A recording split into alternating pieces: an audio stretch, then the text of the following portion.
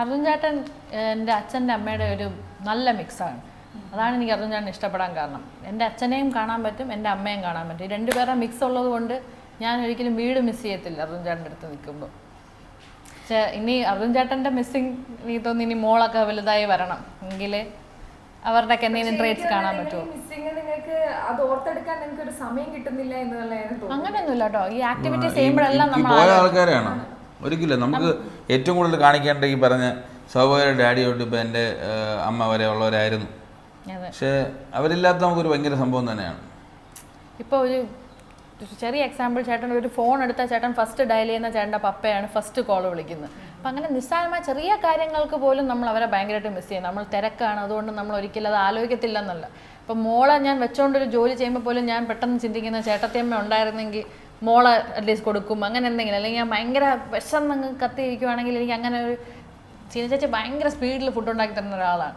അപ്പോൾ ഞാൻ വിചാരിക്കുക ചേട്ടത്തി ഉണ്ടായിരുന്നു, ചേട്ടൻ ഇപ്പോൾ ഫുഡ് തന്നേനെ. അങ്ങനെയൊക്കെ നമ്മൾ ഓരോ നിമിഷവും നമ്മൾ അവരെല്ലാവരെയും, ഞാൻ പറഞ്ഞില്ല ഇപ്പോൾ കൂടെ പറഞ്ഞില്ലേ, മദർ ഇൻ ലോ ഉള്ളതൊരു ഭയങ്കര ഒരു സപ്പോർട്ടായിരുന്നു എനിക്ക്. ഒരാൾ മോളെ നോക്കാനായിട്ട് നിൽക്കുന്നത് ഒരു ഭയങ്കര ഒരു ഹെൽപ്പാണ് നമുക്ക്. ആളില്ലാതെ വരുമ്പോൾ ഞാൻ പലപ്പോഴും ഈ വീട്ടിൽ ഭയങ്കര ഒറ്റയ്ക്കായി പോകുന്നത്. ചേട്ടൻ വർക്കിന് പോകും, ബ്രദർ ഇൻ ലോ വർക്കിന് പോകും, പിള്ളേർ സ്കൂളിലും കോളേജിലും പോകും. അപ്പോൾ മദർ ഇൻ ലോ പോയതിൽ ഏറ്റവും ഒറ്റയ്ക്കായി പോയത് ഇപ്പം എനിക്ക് തോന്നുന്നു ഈ വീട്ടിൽ ഞാനായിപ്പോയി. ഇപ്പം ഞാൻ ഇവിടെയൊക്കെ എന്തെങ്കിലുമൊക്കെ സംസാരിച്ചുകൊണ്ടിരിക്കും, മോളെ എന്നൊക്കെ പറഞ്ഞിങ്ങനെ സംസാരിച്ചുകൊണ്ടിരിക്കും.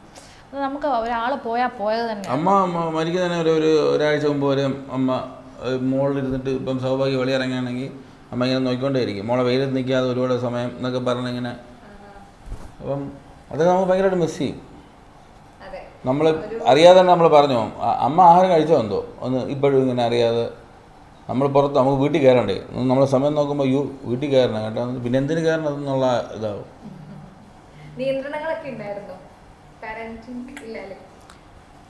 മോളെ വളർത്തുന്നേല്ലോ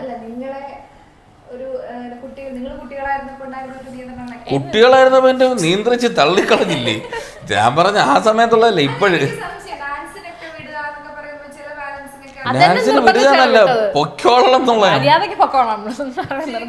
പിന്നെ ഞാൻ അങ്ങനെ പാഷനേറ്റ് ഡാൻസർ ഒന്നും അല്ലായിരുന്നു. വീട്ടുകാരാണ് അങ്ങനെ. അവരെൻ്റെ അടുത്ത് പറഞ്ഞത് +2 ഒന്നും പഠിക്കാൻ പോകണ്ടെന്നാണ്, ഡാൻസ് പഠിച്ചാൽ മതി എന്നാണ് പറഞ്ഞത്. നല്ലോണം പാടും, നല്ലോണം ഡാൻസ് കളിക്കും എന്നൊക്കെ പറഞ്ഞ് എൻ്റെ വീട്ടിൽ പിന്നെ ഈ സ്ഥാനമാണ്. ചേട്ടൻ്റെ അച്ഛനമ്മയും വെരി വെരി സ്ട്രിക്റ്റ് പേരൻസ് ആയിരുന്നു. എൻ്റെ അമ്മ ഭയങ്കര സ്ട്രിക്റ്റ് ആയിരുന്നു. ഏറ്റവും പുതിയ വാർത്തകളും വിശേഷങ്ങളും അതിവേഗത്തിൽ അറിയാൻ Zee Malayalam news app download ചെയ്യൂ. സന്ദർശിക്കൂ www.zeemalayalamnews.com.